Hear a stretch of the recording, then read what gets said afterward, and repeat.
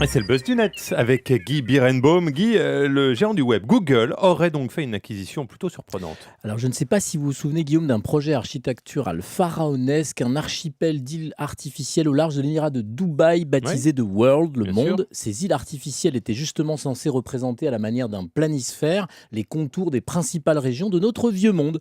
Le chantier initial faisait 9 km sur 7 km de large. Il avait débuté en 2003. Il a été interrompu en 2008 très largement à cause de la fameuse crise financière.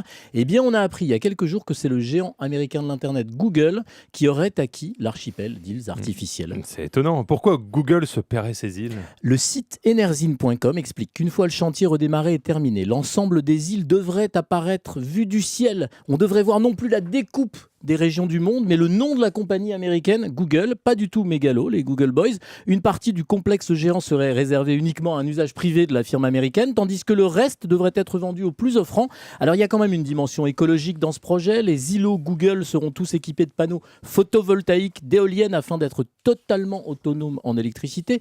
Mieux, les ingénieurs maison envisagent également de tenter de s'approprier l'énergie des courants, mais tout n'est pas si simple. Comme plusieurs de ces îlots risquent de connaître des problèmes d'immersion, Google indique que ces ingénieurs vont évaluer les risques potentiels de l'érosion pour entreprendre tous les renforcements nécessaires.